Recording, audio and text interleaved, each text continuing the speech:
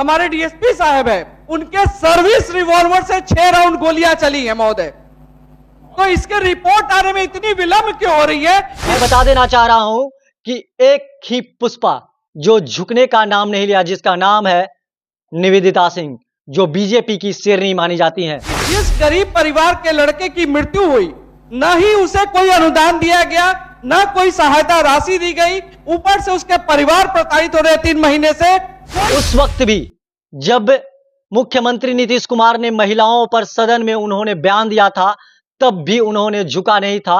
वो डीएसपी ये बोले हैं कि तुम ज्यादा बोलोगे तो तुमको फंसा दिया जाएगा, बुरी तरह से जो जीवन में बाहर नहीं आओगे। यहां तक उस डीएसपी का वक्तव्य है। वहां पुष्पा समझकर फ्लावर समझे हो क्या? पुष्पा कभी झुकेगा नहीं, लेकिन यहां पुष्पा नहीं फ्लावर है। झुकेंगे नहीं तो टिकट कैसे मिलेगा? मंत्री कैसे बनकर सदन में जाएंगे? मैं बात कर रहा हूं बादल हत्याकांड को लेकर। नमस्कार, मैं हूं सोनू और आप देख रहे हैं न्यूज स्टॉक। मैं बता दूं कि रोहतास जिला का बादल हत्याकांड चर्चित हत्याकांड माना जा रहा था। जिस तरह से यातायात डीएसपी के द्वारा बादल को हत्या किया गया था, उसको लेकर काफी विरोध हुए थे और लोग सड़कों पर इसका जमकर प्रदर्शन किए थे। और यहां पर कई बिहार सरकार के मंत्री यहां पर बादल के परिवार को इंसाफ दिलाने के लिए पहुंचे हुए थे और उनके द्वारा कहा गया था कि सड़क से लेकर सदन तक संघर्ष करूंगा और बादल को इंसाफ दिलाऊंगा। लेकिन 3 महीना बीत जाने के बाद अभी भी यहां के जो मंत्री और विधायक हैं चुप्पी साधे हुए थे। मैं बता देना चाह रहा हूं कि एक ही पुष्पा जो झुकने का नाम नहीं लिया, जिसका नाम है निवेदिता सिंह, जो बीजेपी की शेरनी मानी जाती हैं।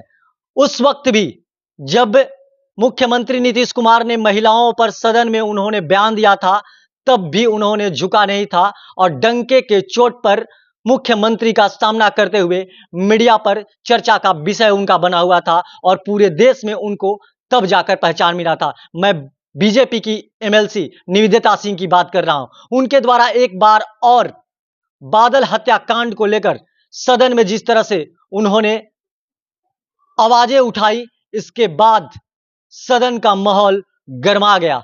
देख सकते हैं, साफ तौर पे वीडियो में मैं दिखाने का प्रयास कर रहा हूं और वीडियो के माध्यम से मैं सुनाने का प्रयास कर रहा हूं। तकरीबन 3 महीने बीत जाने के बाद अभी भी बादल के जो परिजन हैं दर-दर के ठोकरें खा रहे हैं, इंसाफ नहीं मिल पा रहा है। और यहां पर केवल नेता गए और केवल परिवार को दिलासे दिए और परिवार को अभी तक इंसाफ नहीं मिल पाया है। लेकिन एक बार फिर सदन में आवाज उठाई है बीजेपी की शेरनी निवेदिता सिंह ने। क्या कुछ कहा है, पहले आप इस वीडियो को देखिए। ये केस सासाराम का है और महेश्वर बाबू का बहुत ही उचित विषय। 3 महीने हो गए। 27 तारीख की घटना है, 27/12 की, और 3/1 को उस डीएसपी का पदस्थापन पटना किया जाता है महोदय। तो जब वो 3 महीने पटना आ जाते हैं, लेकिन फॉरेंसिक जांच रिपोर्ट अभी तक नहीं आती है, तो ये पहले पता किया जाए। सरकार से मैं ये कहना चाहूंगी कि जिस गरीब परिवार के लड़के की मृत्यु हुई, न ही उसे कोई अनुदान दिया गया, न कोई सहायता राशि दी गई, ऊपर से उसके परिवार प्रताड़ित हो रहे 3 महीने से, कोई जवाब नहीं सरकार का आ रहा है। तो सरकार इसमें क्या चाहती है? और जो हमारे डीएसपी साहब है, उनके सर्विस रिवॉल्वर से 6 राउंड गोलियां चली हैं महोदय। तो इसके रिपोर्ट आने में इतनी विलंब क्यों हो रही है? ये जांच का प्रक्रिया, सीआईडी इस केस को देख रहा है, तो सीआईडी को जांच का जो करना है वो करके अति शीघ्र सरकार को सुपुर्द करे और न्याय मिले हमारे उस परिवार को। क्योंकि वो एक अकेला लड़का था जो उस घर परिवार को चलाता था। वो एक बहुत ही सामान्य परिवार का लड़का था। महोदय, मुझे आपका संरक्षण चाहिए और मैं माननीय मंत्री जी और सरकार से स्पष्ट वक्तव्य की मांग करती हूँ। विशेष इसमें कहना चाहूंगी कि कहीं से भी यातायात पुलिस का कहीं भी अधिकार यह नहीं होता है कि कहीं निजी कोई अगर अपना पार्टी मना रहा हो तो आप उसमें जाकर गोलीबारी चलाएं। यातायात पुलिस कैसे वहां चली जाएगी, यह पहले जांच का विषय है। मामला कुछ दूसरा। मृतक के साथ लोग थे, वो प्रमाण है कि वो डीएसपी ये बोले हैं कि तुम ज्यादा बोलोगे तो तुमको फंसा दिया जाएगा, बुरी तरह से जो जीवन में बाहर नहीं आओगे। यहां तक उस डीएसपी का वक्तव्य है। वहां सभापति महोदय, पहले उसको निलंबित किया जाए, उस पर 302 का मुकदमा चलाया जाए हुजूर।